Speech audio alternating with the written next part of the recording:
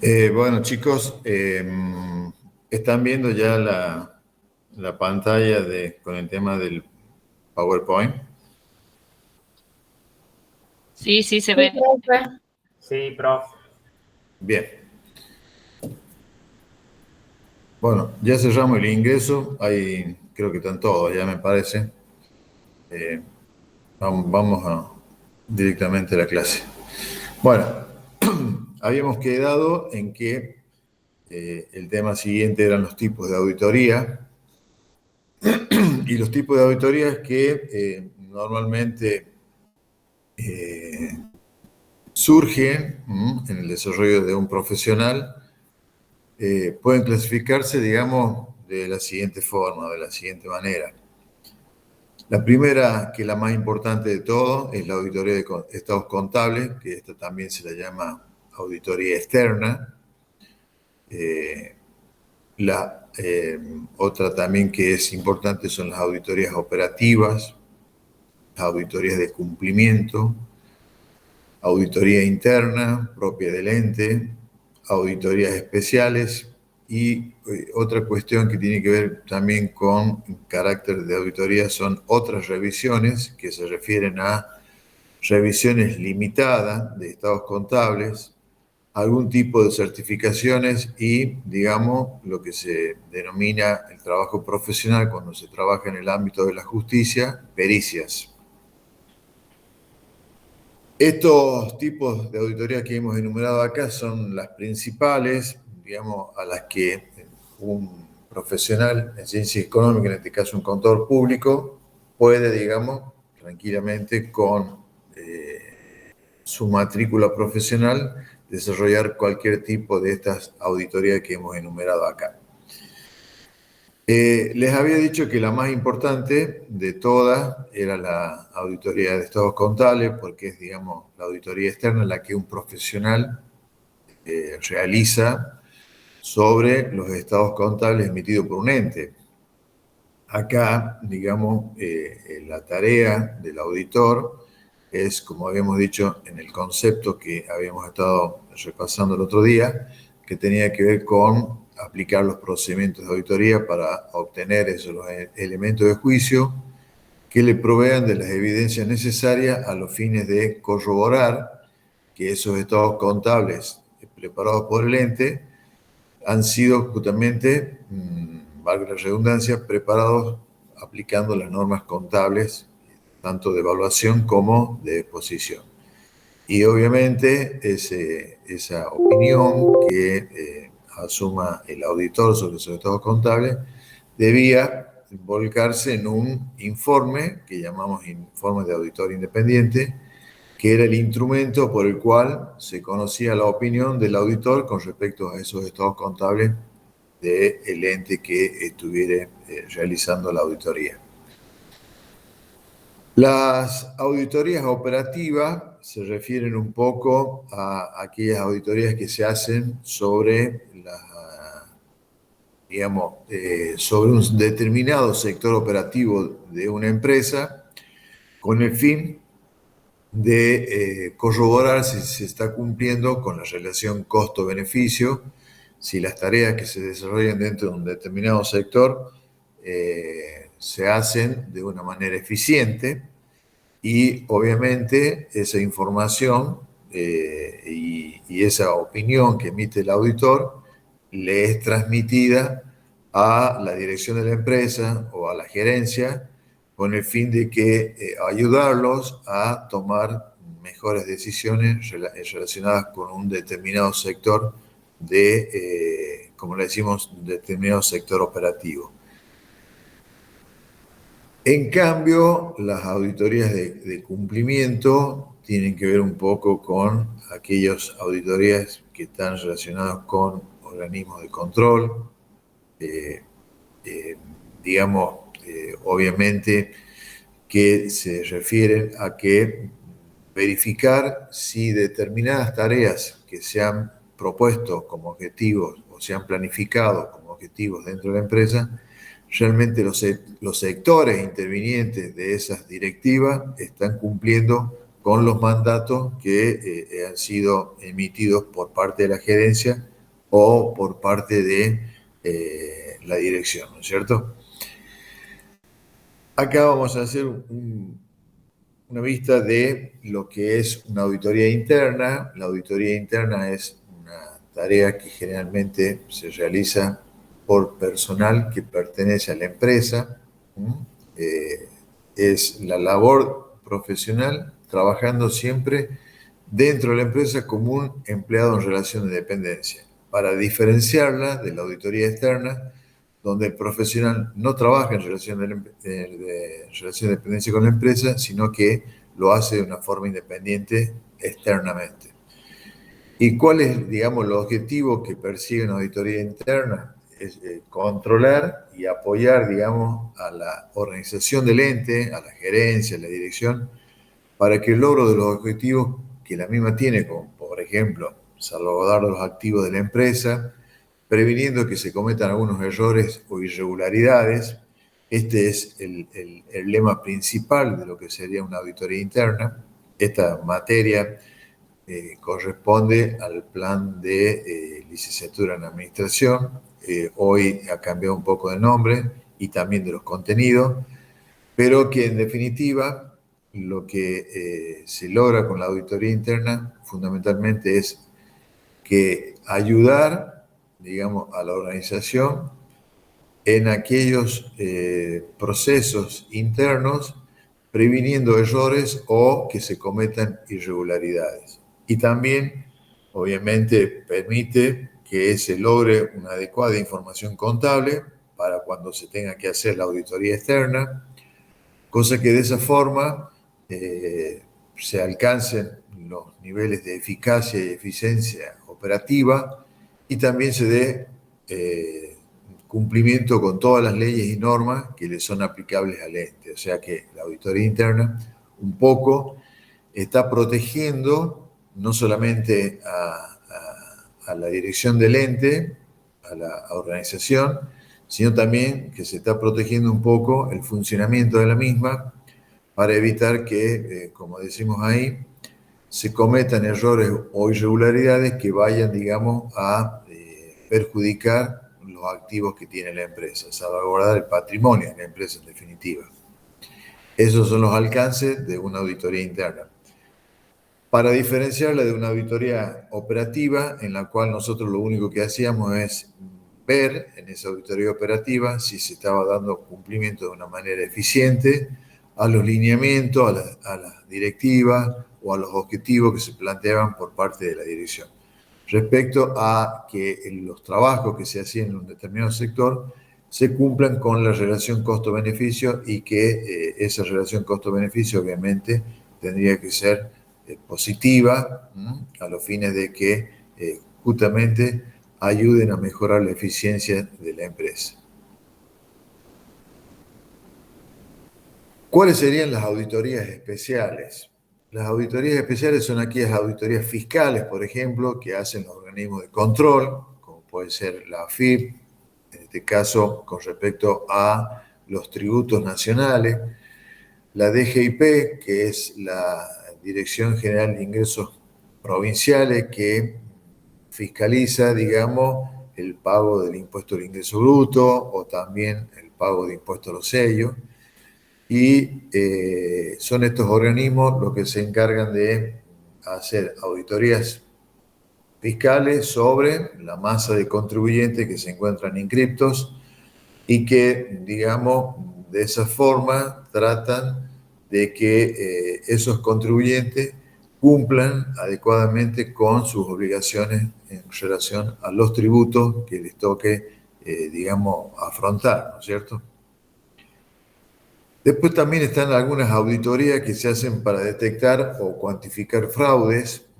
En este caso podríamos asimilarlo a una especie de auditoría interna, pero se da en aquellos entes en donde no existe una auditoría interna, se pueden contratar, digamos, servicios profesionales a los fines de poder detectar o cuantificar si se están cometiendo fraudes dentro de una empresa, ya que la misma no posee una una auditoría interna, ¿no es cierto? Entonces, es muy probable que si en algún momento la gerencia o la dirección de una empresa que no tiene auditoría interna pueda controlar, pueda contratar, digamos, algún servicio profesional de un contador público a los fines de que se hagan auditorías para detectar o cuantificar si se están cometiendo fraude, digamos, y si realmente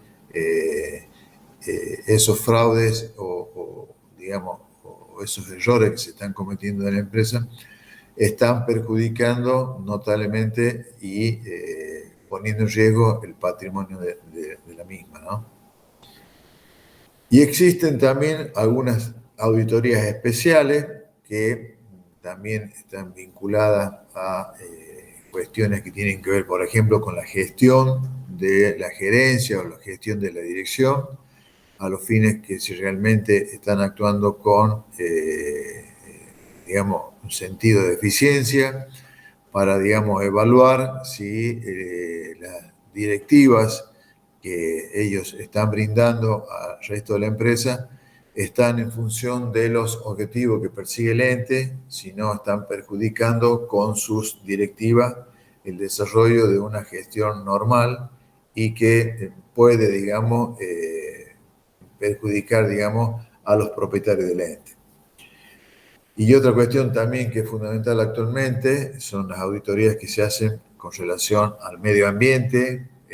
Se contratan servicios profesionales, en este caso no tanto de contadores, sino de gente que estudia el impacto que tiene la actividad del ente con relación al medio ambiente. Y en función de eso, también, como les digo, las personas que se dedican a esto tienen como fin, digamos, realizar controles y verificar si la actividad que desarrolla el ente no estaría perjudicando al medio ambiente. Si eso ocurriere, el auditor externo tiene la obligación de exponerlo dentro de su informe de auditoría, basándose también en este tipo de informe que provenga de que la empresa puede estar con el desarrollo de su actividad perjudicando, digamos, el medio ambiente.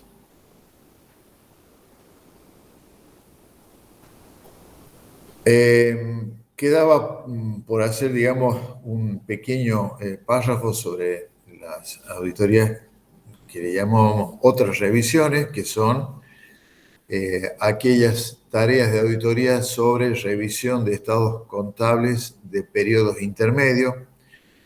Ustedes saben que el balance obligatorio o los estados contables obligatorios tienen que contener el ejercicio de un año, pero también hay estados contables de periodos intermedios, que pueden ser de 3 meses o de 4 meses, dependiendo de la actividad del ente, ya que estos periodos contables intermedios son exigidos por algunos tipos de organismos que tienen a cargo el control de la actividad del ente. Por ejemplo, los bancos, las compañías de seguro, las compañías de seguros de, por ejemplo, ART o las compañías de seguros de servicios de salud, tienen, digamos, la obligación de presentar estados contables intermedios de 3 meses para que los organismos de control verifiquen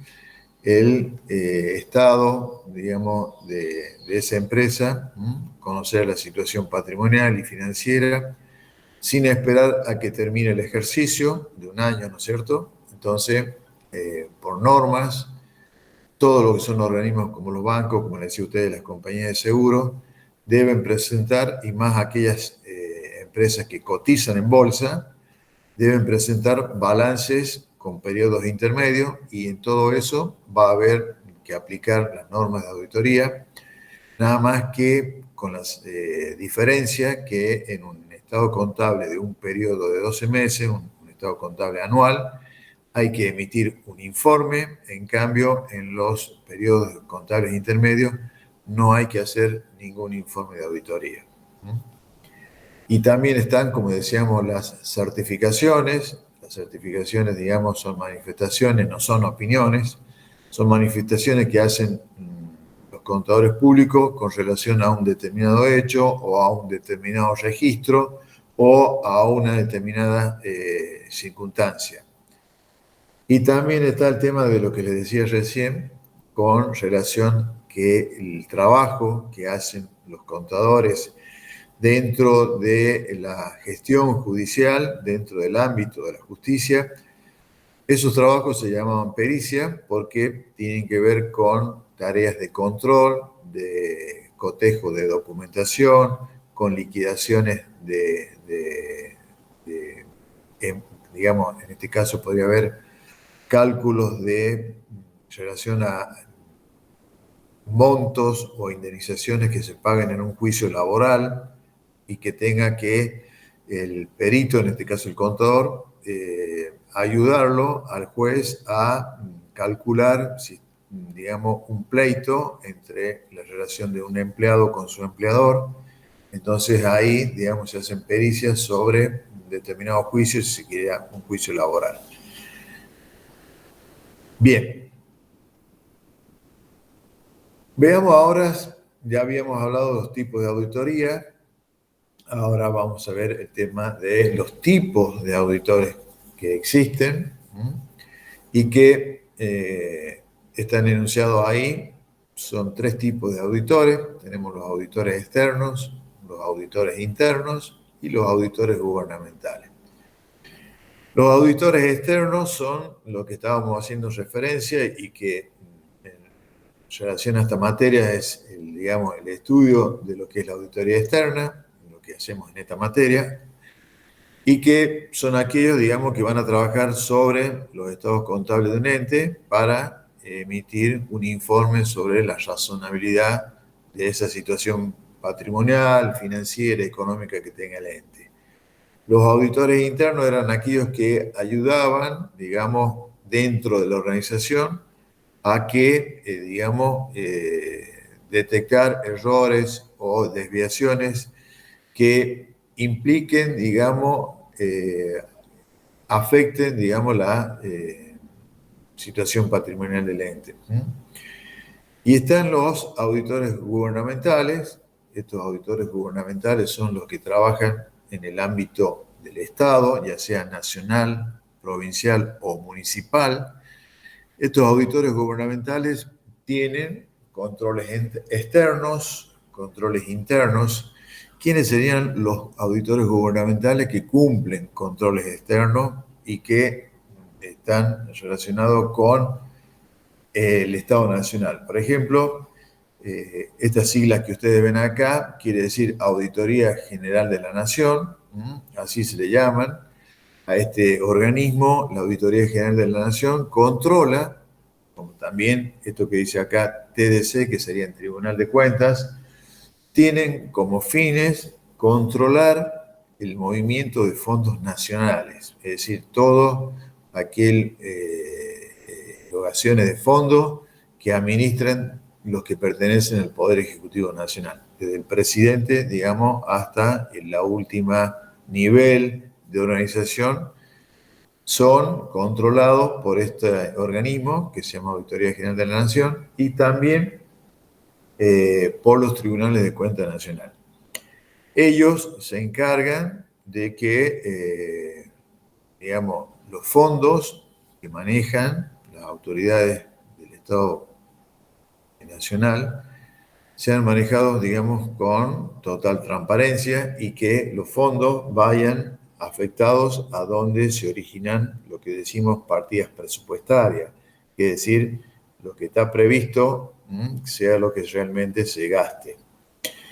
También tenemos los controles internos del Estado, que son llevados a cabo por el organismo que se llama SIGEN, Sindicatura General de la Nación, que también a nivel provincial se llama Dirección de Auditoría. Estos organismos internos propios del gobierno están dentro del gobierno, no afuera como la Auditoría General de la Nación. Estos organismos que están dentro del gobierno también hacen una especie de control interno como el control interno que estuvimos viendo, llamado auditoría interna en un ente cualquiera.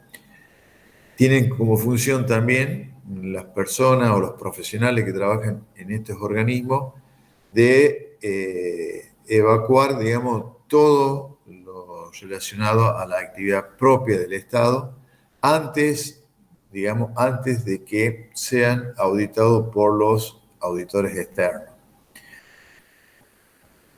Y obviamente, si hablamos de cuestiones gubernamentales, aparecen los controles fiscales, que son los que llevan a cabo los organismos de recaudación, que pertenecen a los 3 tipos de estados. Por ejemplo, AFIP es un organismo que pertenece al ámbito nacional.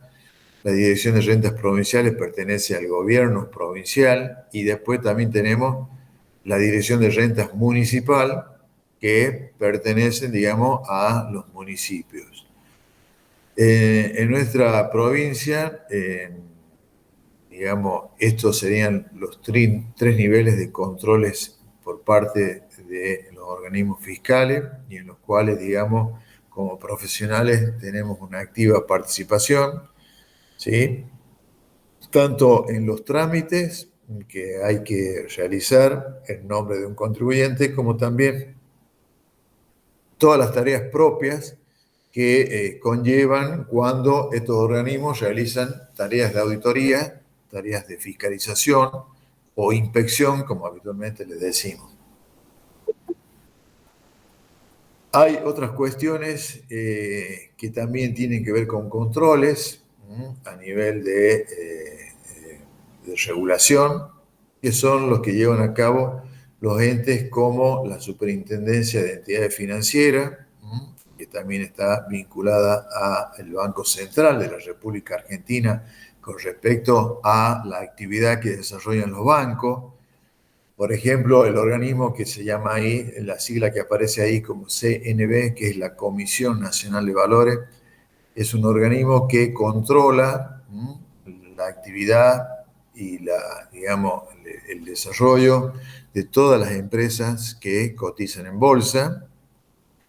Está también, como decíamos, la Superintendencia de Seguro, que tiene como fin controlar a todas las compañías de seguro, a ver si realmente tienen respaldo patrimonial ante cualquier siniestro que le pudiera ocurrir a cualquier asegurado en el país. Y también, así como nombramos los seguros, también está la Superintendencia de Salud, que se encarga de controlar de que los servicios de salud en el país se cumplan de una manera eficiente y se apliquen todas las normas de seguridad con relación a el cuidado de la salud. Y así, por nombrar otros, también existen otros organismos de control, pero que en esto que hemos marcado acá son los principales organismos como las entidades más grandes que existen con relación, digamos, a todo lo que tiene que ver con los tipos de auditorías que se hacen a nivel de entidades tipo gubernamental. ¿Alguna pregunta, chicos, hasta lo que hemos visto acá?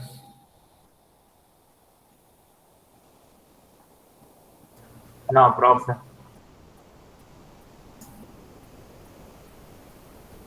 Bien, entonces acá quedó claro los tipos de auditorías que existen y también los tipos de auditores que trabajan normalmente y que obviamente se desarrollan en todos los ámbitos, tanto nacional como provincial y municipal.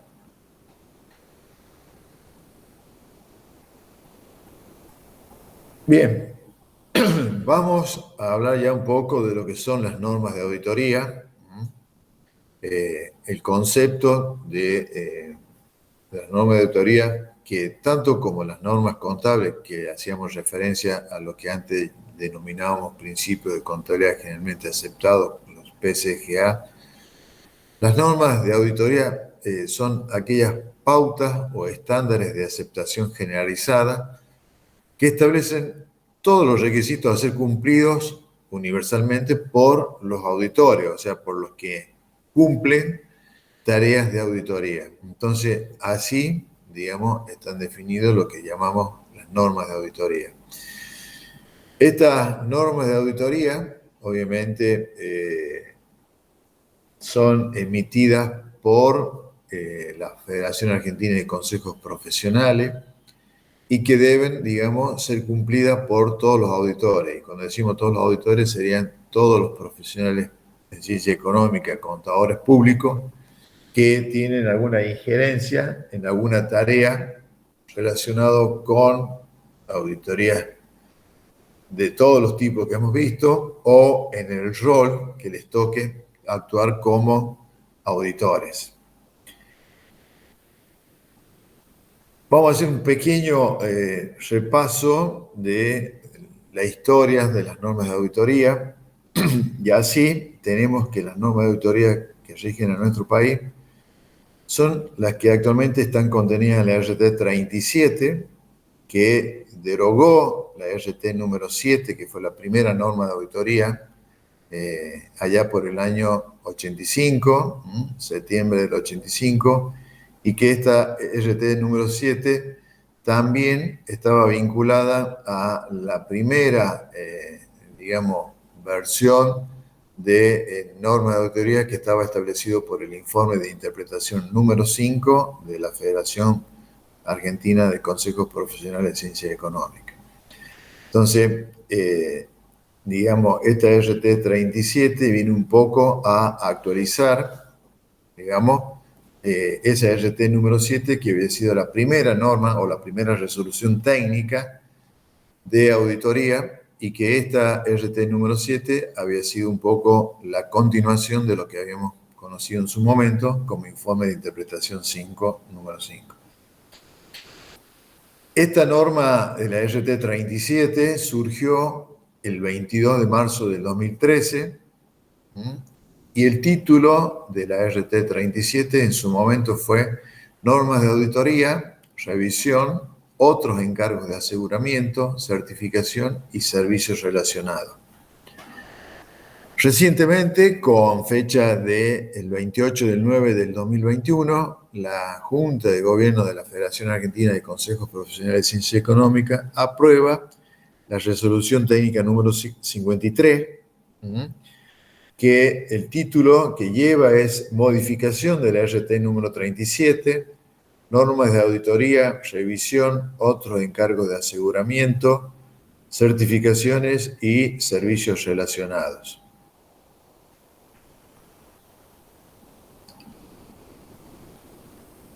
Cuando hablamos de la vigencia de esta norma, decimos que ya la RT 53 está siendo de aplicación obligatoria para todos los encargos, para todos los ejercicios que se iniciaron a partir del 1 de enero del 2023 y que, digamos, ya se hace, digamos, imperativo que todos los estados contables se lleven, digamos, como medio o como, digamos, estándares de trabajo, lo establecido en estos cambios que se han dado mediante la aplicación de la RT 53.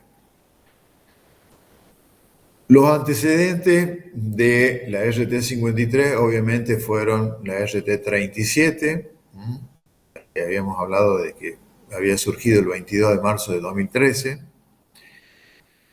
Otro antecedente que se tuvo en cuenta para la emisión y el dictado de las nuevas modificaciones fue una resolución número 816 del año 2015 de la mesa directiva de la FACSE, en donde esa resolución ya venía hablando de, si bien llevaba 2 años de vigencia la RT 37, ya habían surgido la idea de algunos cambios que se debían hacer y que, bueno, producto de diversas reuniones, intercambios de opiniones entre la masa profesional y los consejos profesionales, recién en el año 2021 se pudo llegar a la modificación.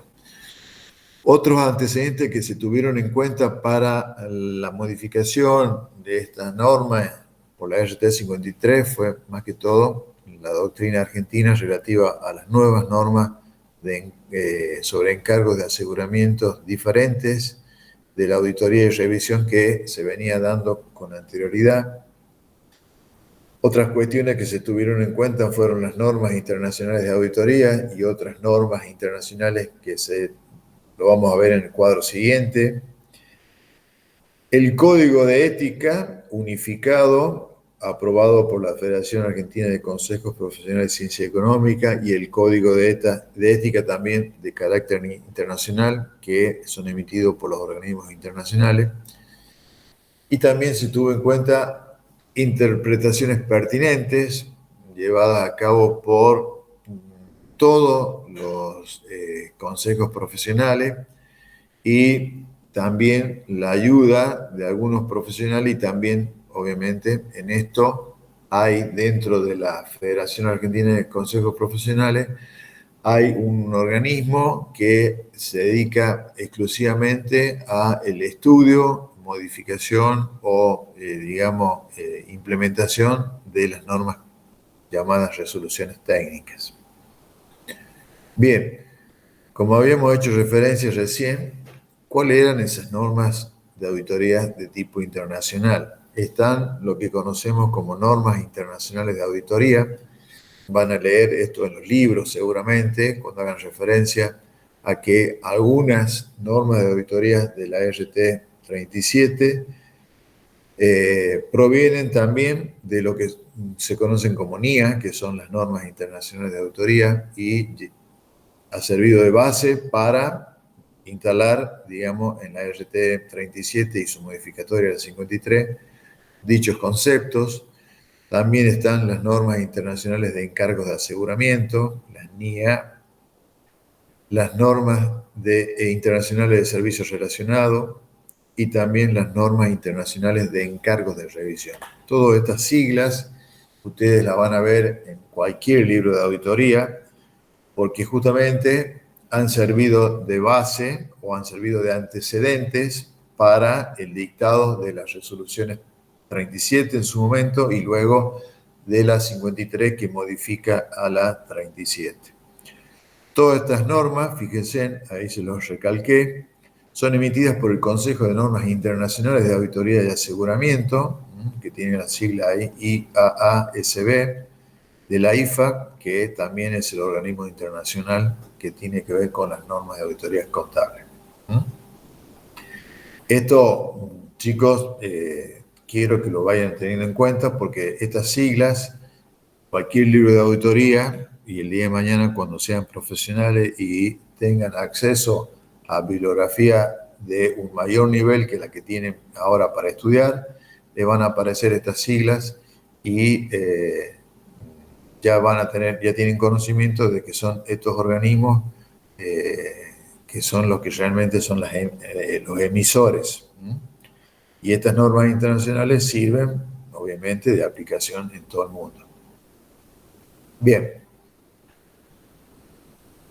La estructura de la norma. Acá vamos a ver un poco cómo está, digamos, estructurada, cómo está compuesta lo que es la norma de la RT 37 y su modificación de la RT 53. Cuando nosotros empezamos a leer la resolución técnica, nos damos que una primera parte incluye todos los vistos, los considerandos y la resolución, ¿sí?, de la Junta de Gobierno de la Federación Argentina de Consejos Profesionales, en donde aprueban, ¿no es cierto?, esta RT 53. En esa resolución, digamos, obviamente está firmada por el presidente y el secretario de la Federación Argentina y que también suscriben todos los presidentes o las autoridades de cada uno de los consejos profesionales del país. Y en la segunda parte, esto que vemos acá es todo un resumen, chicos. Ustedes cuando vean la RT 53 van a ver, digamos, que es muy amplia y necesitamos leerla permanentemente cuando obviamente se trata de realizar tareas de auditoría. En la segunda parte hay un aspecto que habla de la introducción, y en la introducción está relacionado con el propósito de esta resolución técnica, y que las normas incluidas en esta resolución técnica abarcan las normas de auditoría externas de estados contables y otra información contable, están a valores históricos y a valores de moneda homogénea. También abarcan, digamos, las normas sobre los encargos de revisión de estados contables de periodos intermedios, que es lo que habíamos dicho hace un ratito. También abarca las normas sobre otros encargos de aseguramiento, diferentes de los que vimos acá en el punto A y B. Abarca normas sobre certificaciones, abarca normas sobre servicios relacionados con la auditoría. Y por último, y esto es lo nuevo,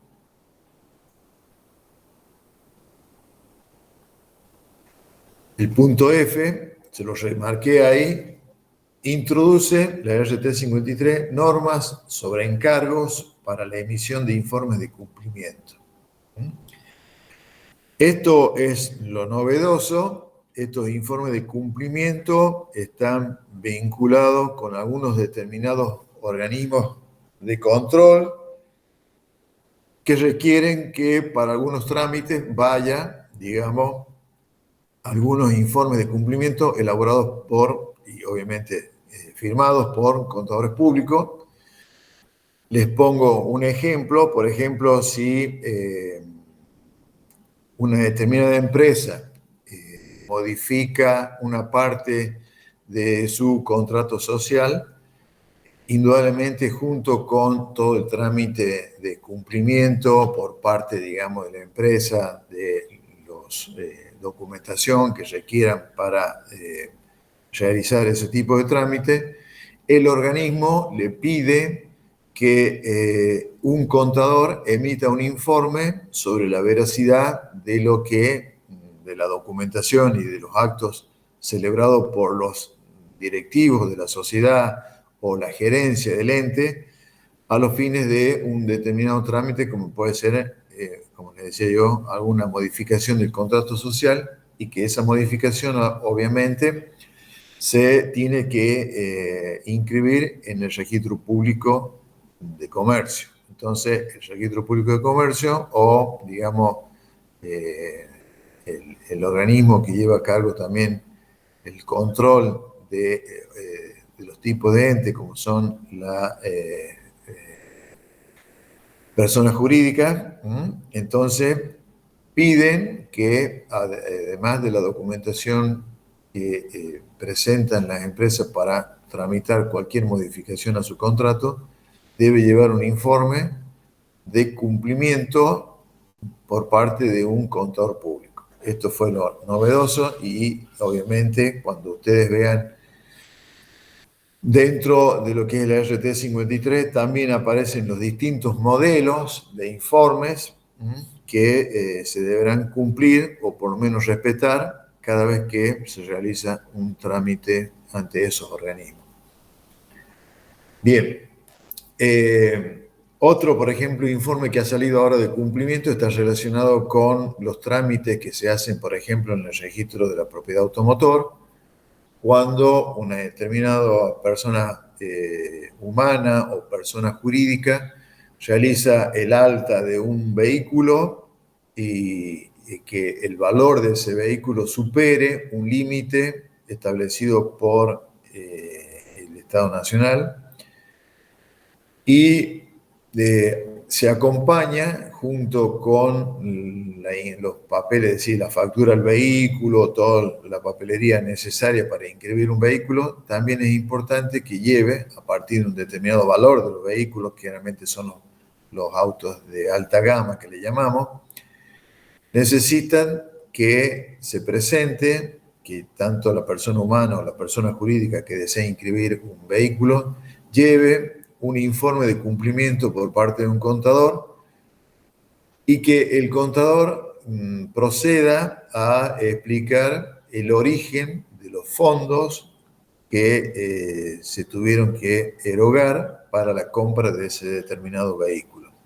Entonces, tengan en cuenta esto.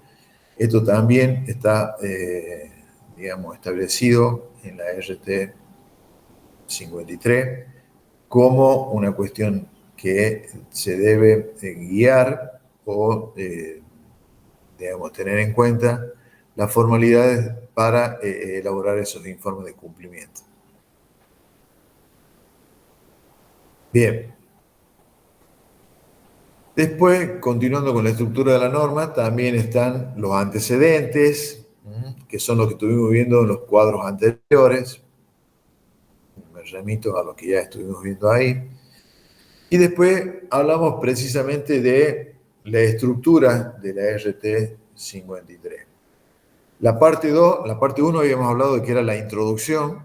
La parte 2 habla de todas aquellas normas comunes a los encargos de auditoría, a la revisión, a los otros encargos de aseguramiento, a las certificaciones, a los servicios relacionados y encargos para la emisión de esos informes de cumplimiento que estábamos hablando recién.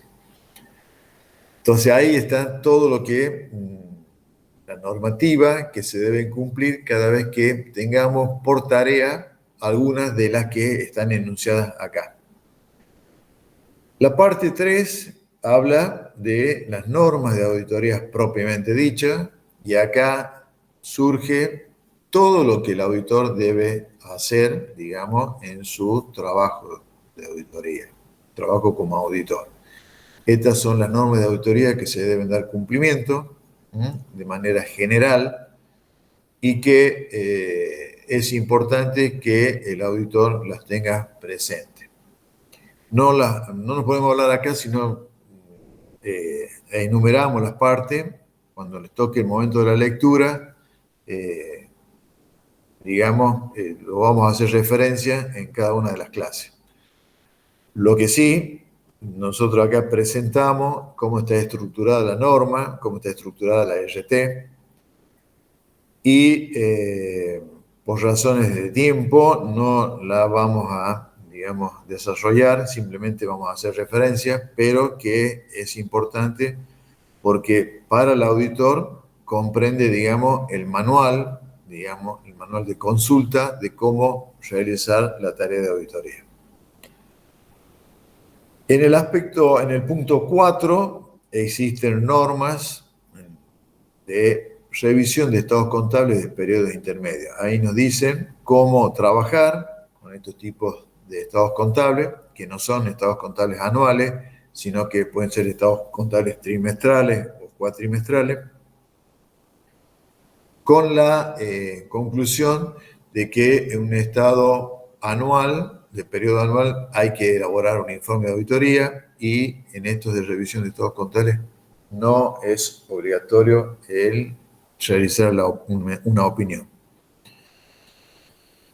La parte 5 habla de las normas sobre otros encargos de aseguramiento, que serían otros tipos de tareas de auditorías que se pueden hacer, de acuerdo a el ente que contrata este tipo de servicios. En la parte 6 habla precisamente de lo que son las certificaciones, que ya no constituyen, digamos, trabajo de auditoría, sino que son, digamos, otro tipo de tarea. En las certificaciones tampoco se emite una opinión, simplemente es una manifestación de algo de una tarea que se ha realizado, una manifestación, vuelvo a repetir, no es una opinión. Esta es la diferencia con el tema del informe de la auditoría o sobre un trabajo de auditoría. Sobre un trabajo de auditoría debemos elevar un informe. En el tema de las certificaciones simplemente hacemos una manifestación. En la parte 7 hablamos sobre las normas sobre los servicios relacionados con tareas de auditoría. Están enumerados ahí cuáles son esos servicios. Y por último, aparece esto dentro de la estructura de la norma, un poco lo que venimos hablando de los encargos para la emisión de informes de cumplimiento, ¿no? Que apareció como algo nuevo y que gracias, digamos, en términos de trabajo, nos viene bien a los contadores porque se aumenta la tarea en la cual nosotros somos requeridos. Por último, ha aparecido un glosario de términos. Nosotros siempre en la cátedra un poco renegamos y un poco también exigimos de que todo el tema contable, chicos, es un lenguaje. El lenguaje contable lo tenemos que tener en la punta de la lengua, porque realmente eso nos demuestra que, digamos, la comprensión del lenguaje contable nos lleva a pensar de que entienden todo lo que es el tema de la contabilidad, que es muy distinto a decirlo con palabras que son muy comunes. El lenguaje contable no lo podemos perder porque, digamos, así como poner el ejemplo, los abogados tienen alguna terminología de carácter jurídica, como los médicos, también de carácter científico o de medicina. Nosotros también tenemos nuestro lenguaje contable y es importante que lo sepan manejar. En la estructura de la resolución técnica hay una parte que habla de glosario de términos y ahí hace relación a un montón de conceptos y de nombres y cuál sería el significado. Yo recomiendo que le den una lectura a este glosario de términos para que ustedes, digamos, un poco empiecen a manejar ese lenguaje contable que como profesionales el día de mañana van a necesitar sí o sí, porque justamente con los clientes tenemos que manejar el lenguaje contable. No solamente con los clientes, sino en cualquier ámbito en donde nos desarrollemos como profesionales. Necesitamos de ese lenguaje contable, más que todo para un poco ser más creíble que hablar comúnmente como cualquier persona. No se olviden de eso.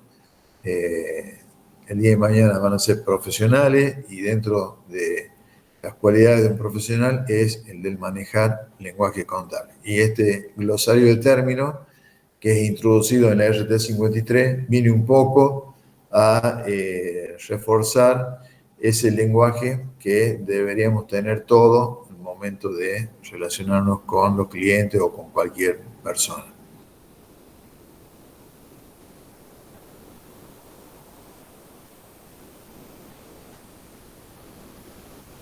Bien, en la composición de la estructura de la RT 53, hablamos una parte de lo que son las normas comunes en los servicios previstos, que son todos estos servicios de auditoría y aseguramiento que debemos cumplir. Y hay en estas normas comunes tres aspectos fundamentales, que hay normas sobre la condición básica para el ejercicio profesional en los servicios previstos en esta resolución, o sea, todos los servicios de auditoría. Estas normas de la condición básica habla de la persona, así habla del contador, cuáles son los requisitos que se deben respetar, digamos, en la tarea de los servicios de auditoría. Otras normas hablan del desarrollo del encargo o del trabajo en definitiva, y otra parte habla sobre las normas sobre los informes de auditoría, qué es lo que debe contener, las partes, el título, todo eso. Y acá vamos a hablar más que todo de lo que está relacionado con la condición básica para el ejercicio profesional por parte del contador. Condición básica fundamental, el contador público, en este caso llamado contador, debe tener independencia en relación al ente al que se refiere la información objeto del encargo. Cuando hablamos de independencia, estamos hablando de que el contador no pertenece al ente al cual está haciendo el trabajo del encargo. Entonces, tengan en cuenta esto, la independencia es fundamental porque un contador público que trabaja en relación de dependencia en una empresa no puede firmar un informe de auditoría con respecto a ese ente, donde él trabaja. Entonces, la independencia es la condición básica, suficiente y fundamental para el trabajo de auditoría. ¿Cuándo no es independencia o cuándo falta la independencia? El auditor no va a ser independiente cuando, y en esto quiero hacer un poco de una aclaración, es que acá hemos enumerado principales conceptos, las principales líneas que figuran dentro de lo que está la normativa desarrollada dentro de la resolución técnica.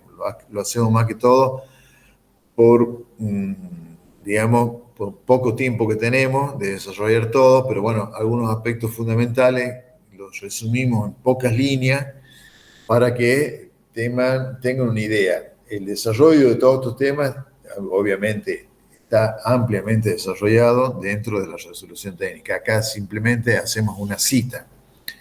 Pero para que tengan una idea, es, como decíamos recién, no va a ser independiente el auditor cuando obviamente estuviera en relación de dependencia con el ente del cual él firma un estado contable, prepara un informe de auditoría o también con aquellos, digamos, entes en los cuales este ente puede tener una vinculación.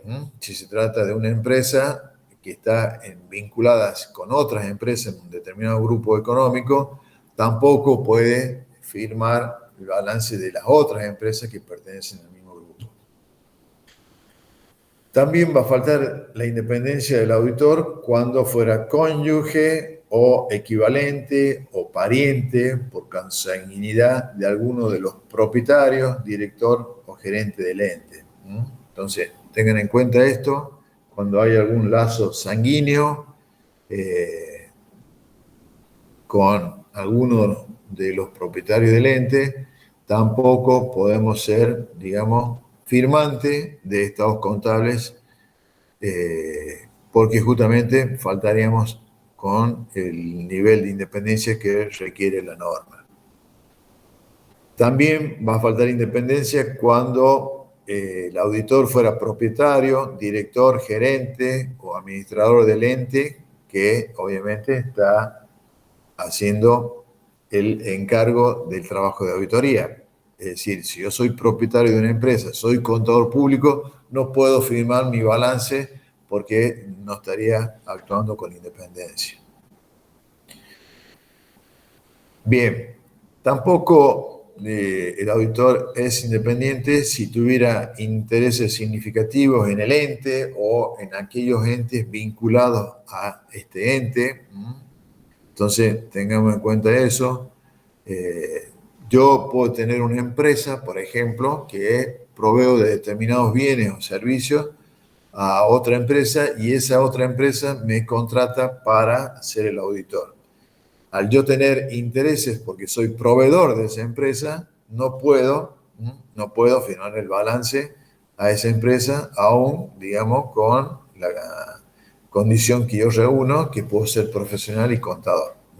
Entonces, si como auditor o como contador soy dueño de una empresa que trabaja con otra empresa porque tengo intereses en la provisión de determinados bienes o servicios, no puedo firmar el balance de ese cliente, digamos, vendrían a ser, porque estaría faltando la independencia que se refiere a la norma.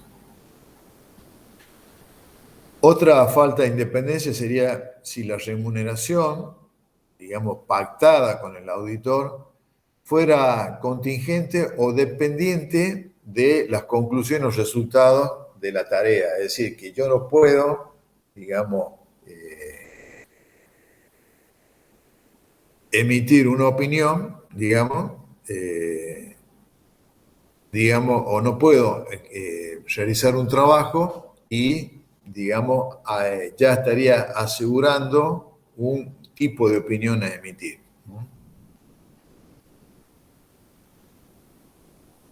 Acá, bueno, hay una repetición, recién estoy dando cuenta. Y después, por último, tampoco falta la independencia del auditor cuando los honorarios, es decir, los honorarios que se pacten, se hagan sobre la base del resultado del ejercicio o del periodo o de alguna otra variable a que se refieran los estados contables del sujeto del encargo. Entonces, yo no puedo plantear unos honorarios diciendo que el honorario va a ser un tal porcentaje de los resultados que obtenga el ente, ni cualquier otra variable que forme parte de los estados contables. Entonces, es un poco para evitar que se pacten, horarios con un interés propio y que ese interés propio, afecte, la credibilidad de esos estados contables por parte de terceros. Bien. ¿Alguna pregunta, chicos?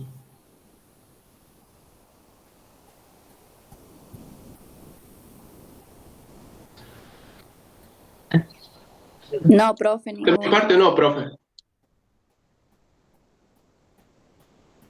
Bien. Esta parte que ustedes ven es bastante, poco decir, aburrida, ¿no es cierto? Porque estamos viendo toda la parte normativa. Pero bueno, son cuestiones que debemos saber para justamente poder desarrollar la materia en cuanto a lo que viene después como la unidad 2.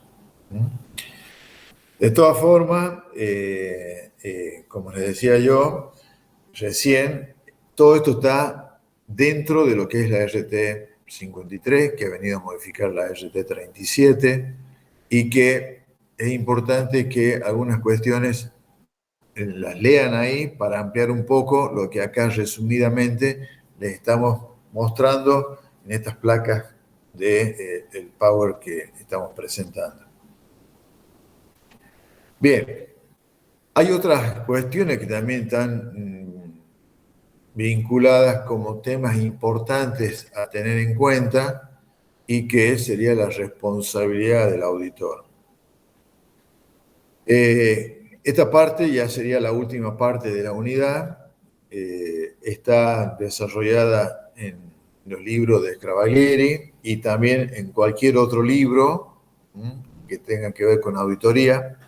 Todo este tema de la responsabilidad, de cualquier forma, nosotros acá, resumidamente, les traemos estos temas, pero que son de lectura, más que todo, y que debieran tener conocimiento de ahora para siempre, de ahora hasta que dejen de ser profesionales el día de mañana. Y que está vinculado un poco con la responsabilidad que deviene de las tareas de auditoría y que obviamente debemos tener en cuenta. Todo auditor sabemos que está frente a determinados tipos de responsabilidad. La principal es la responsabilidad civil. No podemos dejar de lado las otras responsabilidades como son la responsabilidad penal, la responsabilidad penal tributaria y previsional y por último la responsabilidad profesional. En este aspecto, estos tipos de responsabilidad que hemos enumerado acá son las que por cualquier tarea que nosotros tengamos que desarrollar nos puede, dejar de desconocer por parte del auditor y que obviamente va a estar vinculado porque de la tarea del auditor, terceros, al tomar lectura de los estados contables, toman decisiones y si obviamente nosotros como auditores no desarrollamos un buen trabajo de auditoría, seguramente esos terceros se van a ver perjudicados y esos terceros tendrán la posibilidad de iniciar acciones sobre la tarea del auditor.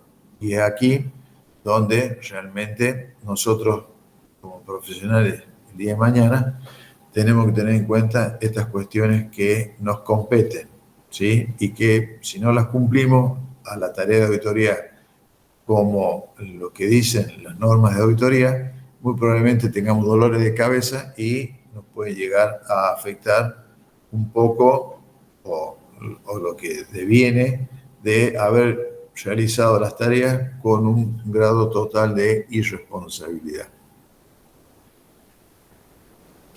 Bueno, empezamos a hablar un poquito acá de lo que es la responsabilidad civil. Todos estos temas, como les digo, chicos, los tocamos como una introducción.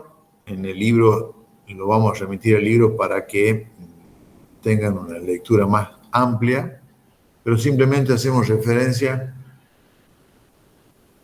a qué es lo que consideramos importante dentro de cada uno de los tipos de responsabilidad que vemos acá. La responsabilidad civil, obviamente, surge por algún incumplimiento del contrato. Toda relación entre un cliente, en este caso un ente, y el profesional se va a realizar a través de un contrato que puede ser de locación de obra, que puede ser escrito o verbal, chicos, porque esto es así. Uno siempre dice que lo que está escrito, escrito está, y que a veces un poco cuando hablamos de contratos verbales, queda un poco por ahí, digamos, lo que dijo uno y lo que dijo otro. Cada uno puede llegar a defender su postura de lo que realmente se consensuó en forma verbal. En cambio, lo que está escrito ya está firmado y obviamente nadie lo puede modificar. Es muy probable que por ahí, cuando alguien hace algún contrato de tipo verbal, es muy probable que cada uno por ahí, si tiene un punto de vista distinto, opine de distintas formas y ahí vienen las controversias.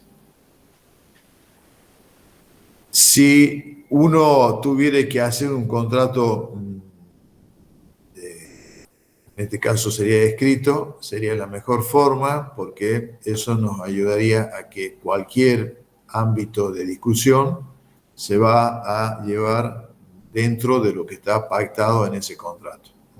Y acá, cuando hablamos de contrato de locación de obra, nos corresponde leer lo que dice el Código Civil en la parte del articulado que se refiere, digamos, a todo lo que deviene de algún incumplimiento del contrato.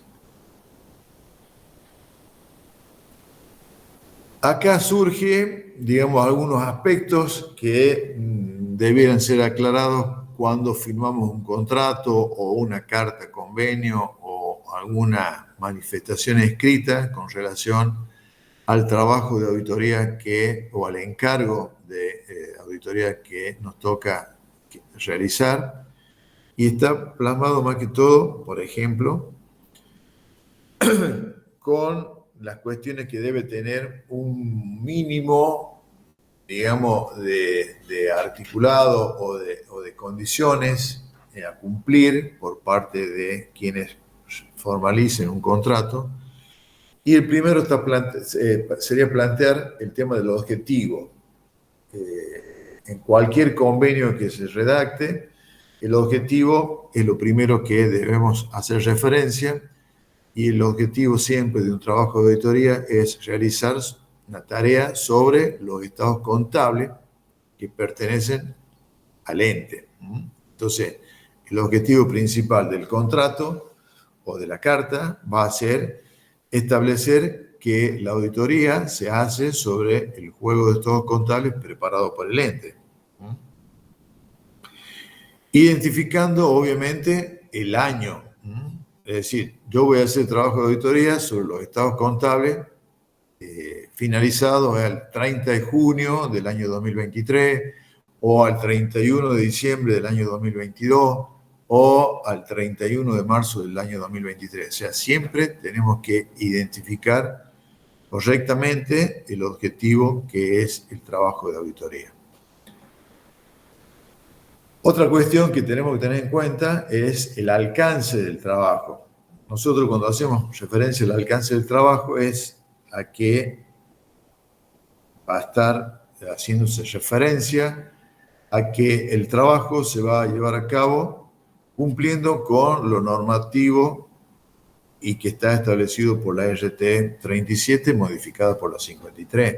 Esa va a ser, digamos, la parte normativa o la parte, digamos, en donde se debe dejar aclarado que el trabajo de auditoría se va a hacer realizando todo lo que está contenido en esa resolución técnica. Y también tenemos que hacer referencia a que la preparación de esos estados contables ha sido realizado por la gerencia o la dirección del ente y no por el auditor. Simplemente el auditor lo que hace es realizar aquellos controles, aquellos procedimientos de auditoría que le permitan obtener elementos de juicio para poder opinar, digamos, sobre ese juego de estado contable. Aclarado esto, viene el tema de los tipos de opinión, ¿sí? Acá hay que dejar en claro que obviamente la realización del trabajo de auditoría no significa que el auditor vaya a asegurar una opinión, ¿sí? Sino simplemente que lo que surja de ese trabajo va a ser la emisión de un dictamen que puede ser favorable, que puede ser desfavorable, o abstenerse de opinión, o bien hacer una opinión con algunas limitaciones. Entonces, tengan en cuenta esto, cuando se firma un determinado contrato, nadie puede asegurar qué tipo de opinión va a emitir, sino que es la que, digamos, surge del trabajo realizado. Otra cuestión fundamental que se podría dejar plasmado en esos contratos es que si el auditor va a trabajar con asistentes, dejar aclarado que tanto el trabajo de auditoría va a ser realizado por el auditor que firma el contrato con la asistencia de otras personas o de otros profesionales y que eso quede, como digo, asentado en el contrato. Otra cuestión que es fundamental, todo lo que es documentación e información contable, se debe dejar aclarado que el auditor tiene que tener acceso a cualquier tipo de documentación y a solicitar cualquier tipo de información que esté vinculado a los estados contables y que el titular del ente, la gerencia, la dirección o los propietarios son los que van a tener que estar dispuestos a presentar cada vez que el auditor lo requiera. Esto es fundamental porque no se puede hacer un trabajo de auditoría, chicos, si no tenemos la documentación respaldatoria o la información que surge de los registros contables. Entonces, importante dejar aclarado esto, que el auditor tiene amplias, digamos, derechos de solicitar documentación e información y que el ente tiene obviamente la obligación de brindársela.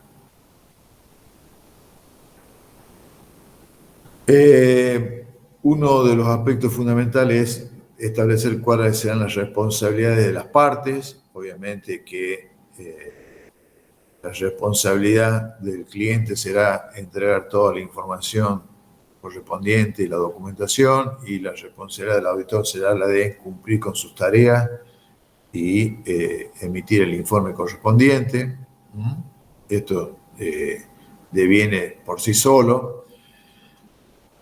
Y por último, establecer el tema de la retribución por el trabajo de auditoría, que serían lo que consideramos honorarios, la parte más importante para nosotros, establecer los honorarios, y que estos honorarios pueden quedar establecidos de manera definitiva o bien hablar de alguna estimación como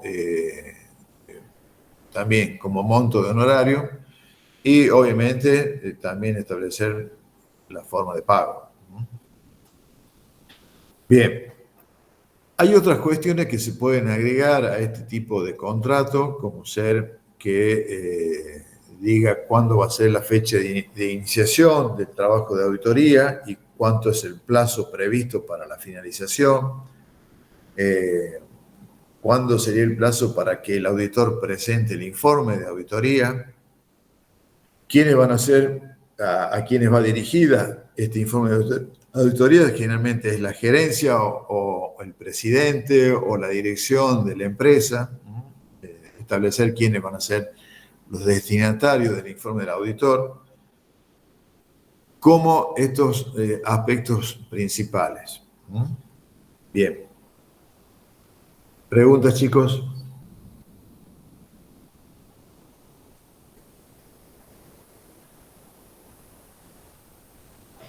No, profe, ninguna. Bien. En esta cuestión que pasamos a ver ahora, que tiene que ver con la negligencia y el dolo, acá obviamente que la negligencia se refiere a aquel que ejecuta un hecho que por su culpa o negligencia perjudique, digamos, o provoque un daño, en este caso al ente. Entonces, cuando hablamos de este tipo de negligencia, estamos hablando de lo que sería la capacitación que tiene que tener un profesional, un auditor, porque actuar con negligencia le va a significar un dolor de cabeza por no estar actualizado o por no aplicar bien las normas de auditoría, etcétera, etcétera. Ya cuando hablamos de dolo, delito y consecuencias civiles del dolo, estamos hablando ya de conductas maliciosas, hechas con la voluntad de provocar un daño. En cambio, la negligencia no. Pero, digamos, como decía recién, estos temas se los amplío para la lectura en el libro, y ahí están más o menos establecidos cuáles serían, cuándo habría dolo, cuándo habría delito y cuáles serían las consecuencias civiles. Pero para que tengan una idea, digamos, tengan en cuenta esto, no podemos actuar con negligencia, necesitamos estar capacitados permanentemente, porque, como les digo, nosotros estamos emitiendo una opinión sobre la razonabilidad de las afirmaciones contenidas en los estados contables. Estas afirmaciones tienen que ver con una situación patrimonial, una situación financiera y una situación económica del ente, agregado a eso a la información complementaria que está establecida en las notas y en los anexos. Entonces,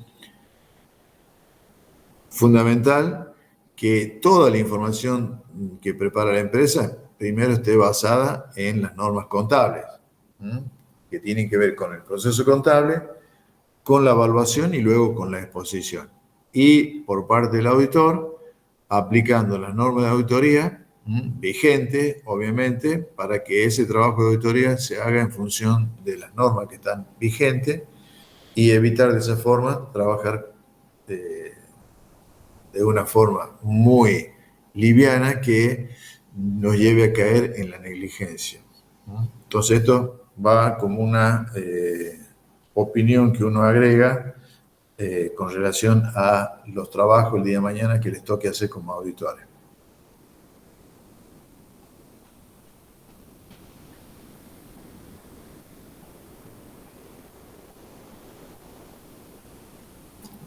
Una cuestión que me estoy acordando en este momento es que de la negligencia y el dolo con el que actúa un profesional, un auditor, digamos, está que va a firmar un estado contable y que la firma que ya lleva esos estados contables a través del informe de auditoría es la prueba documental que van a tener los terceros para iniciarles acciones a este auditor, ¿no es cierto?, que trabaje de esta forma. Entonces, tengan en cuenta esto, que el auditor va a ser, digamos, demandado por esos terceros por su accionar con este tipo de situaciones, ¿no es cierto? Entonces, No se olviden eso, que ustedes van a estar firmando ese informe de auditoría y ese informe va a ser, digamos, la prueba documental de la cual se van a servir esos terceros afectados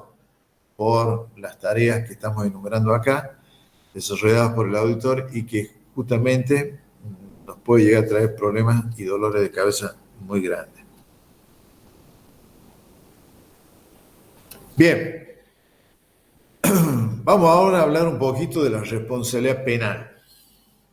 Y acá hago hincapié en que la responsabilidad penal se hace referencia en aquellos que le llamamos balances falsos o balances truchos, hablando mal y pronto. Entonces, tengan en cuenta que toda situación en donde un auditor avale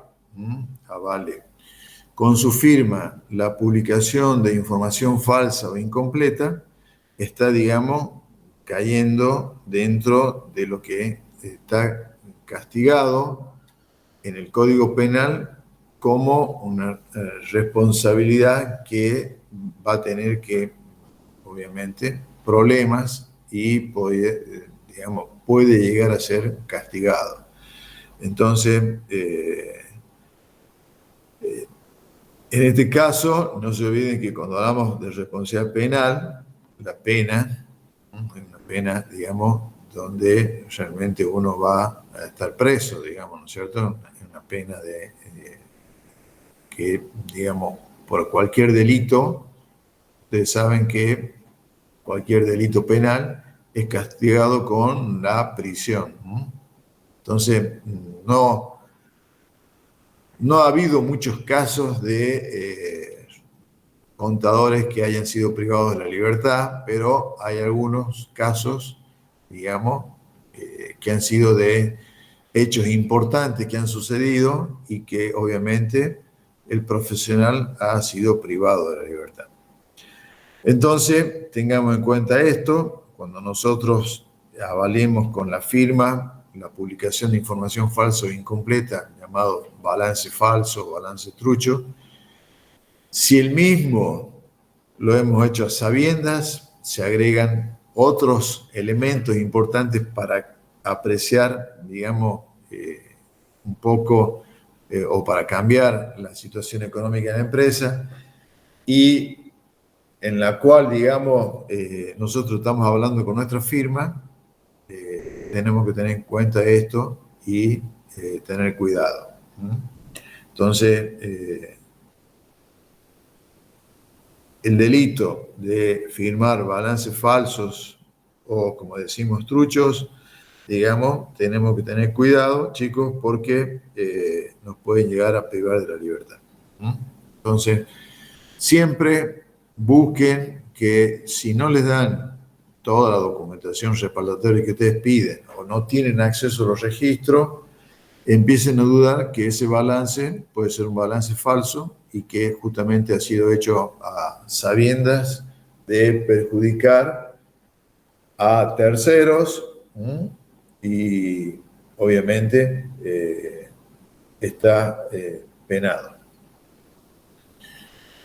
Otra cuestión fundamental que habla de la responsabilidad penal por parte del auditor, que también está vinculada a aspectos de materia tributaria y previsional. Y acá surge la figura de la asociación ilícita, en donde en esta asociación ilícita se entiende que está formada por la dirección de la empresa, el contador y otras personas. Entonces, si nosotros somos parte de esos delitos o avalamos con nuestra firma, conociendo, ¿no es cierto?, que hay un tipo de fraude, es muy probable que se sancione con más rigor al contador o al grupo de asesores que participen del fraude de carácter tributario previsional, y el profesional puede llegar a sufrir una inhabilitación especial para ejercer la profesión por el doble de tiempo de la condena que sufren el contribuyente. Fíjense lo que sería acá el exceso de pena que tiene el profesional.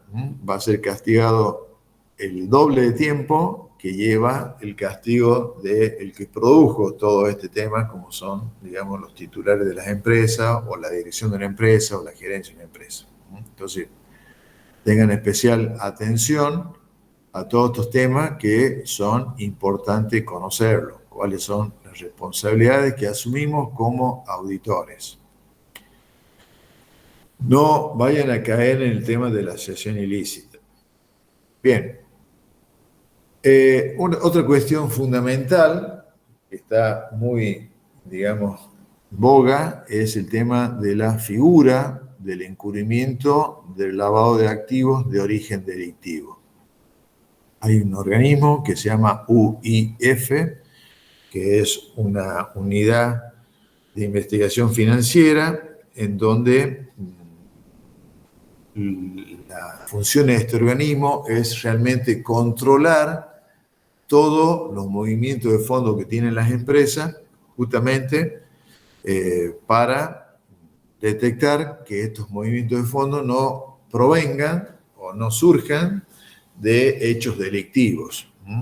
Hoy en día, digamos, está el tema famoso del lavado de activos, en donde a veces, o todas las veces, los balances que firma un contador donde hubo lavado de activos realmente va a caer también en delitos de tipo penal. Entonces hay que tener cuidado con eso. Bien, acá un poco les quiero resumir, y esto ya para terminar.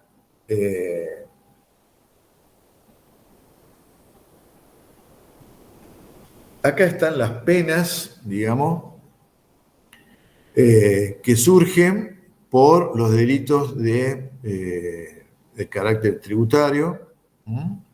Y fíjense en cómo van, digamos, los montos, teniendo en cuenta la situación que se produjo. Por ejemplo, si un contribuyente comete evasión simple de tributos nacionales, hoy en día, si la evasión es por más de 1.500.000 pesos, cosa que no es plata ya, porque esto está muy desactualizado, los montos por parte del gobierno, y a veces yo creo que lo desactualizan para que justamente provocar miedo en quien quiera cometer un delito de evasión. Hoy 1,5 millones de pesos es poca plata, diría casi nada, para los tipos de actividad de los entes. Quien evada o quien, digamos, si la AFIP detecta que algún contribuyente ha evadido por más de 1.500.000 pesos por tributo, es decir, por impuesto y por cada ejercicio, tiene una pena de prisión de 2 a 6 años. Esto es para el contribuyente, ¿no es cierto? ¿Se imaginan ustedes que si ustedes fueron parte o cómplices o partícipes necesarios, para decirlo de una forma más técnica, si el contribuyente va a tener una pena de 2 a 6 años, el profesional va a tener una pena de 4 a 12 años, el doble de lo que decíamos recién. Entonces, tengan cuidado con esto, porque no es fácil el tema cuando el organismo de control, en este caso la AFIP, detecta que ha habido maniobras de evasión. Si fuera una evasión agravada de tributos nacionales, están diferentes tramos y hay, digamos, de más de 15 millones de pesos. Si hubo intervenido otras personas, más de 2 millones de pesos con prisión. Si se utilizaron fraudulentamente exenciones de impuestos, desgravaciones, diferimientos o cualquier tipo de beneficio fiscal, a partir de los 2 millones de pesos, digamos, ya entran dentro de la ley penal tributaria. Por ejemplo, también hay castigos para los que actúan como agentes de retención. Esto seguramente lo están viendo con las materias de impuestos que estén cursando. Y también para aquellos agentes de retención en donde no hayan retenido impuestos a partir de 100.000 pesos, también tienen una sanción en materia de penal tributaria. Y acá, a continuación, vamos a ver los delitos que tienen que ver con los recursos de la seguridad social. Bueno, estamos hablando de los empleados que un ente tenga en relación de dependencia. También acá la evasión simple es mucho menor que en materia tributaria. En materia tributaria habíamos visto que era 1.500.000, en materia previsional es a partir de los 200.000 pesos y por periodo. El periodo acá puede ser mensual. Y también es el mismo tipo de prisión, de 2 a 6 años. Entonces, todo esto que está acá, chicos, está contemplado en las leyes que, digamos, sancionan los delitos de materia penal, tributaria y previsional. Entonces, a tener cuidado con esto, y un poco esto se va a actualizar en cualquier momento porque estos montos han quedado muy desactualizados. Entonces,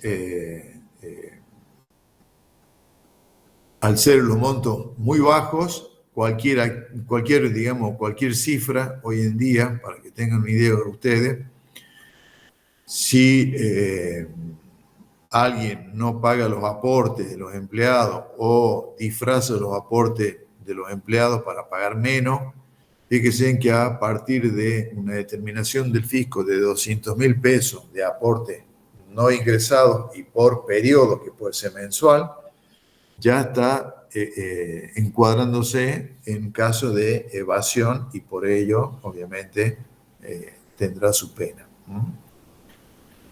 Bueno, acá terminamos, chicos, con el tema de la unidad 1. Obviamente que de la lectura del libro van a tener un desarrollo más completo. Simplemente acá estamos un poco llevándolos a tener una guía realmente para estudio y obviamente, como les digo, siempre están esos apuntes de cátedra y también la bibliografía que le hemos puesto en el campo virtual, a la que la pueden también consultar. Si ha habido alguna pregunta, chicos, lo respondemos ahora. Si no, ya el miércoles continuamos con el desarrollo de la unidad.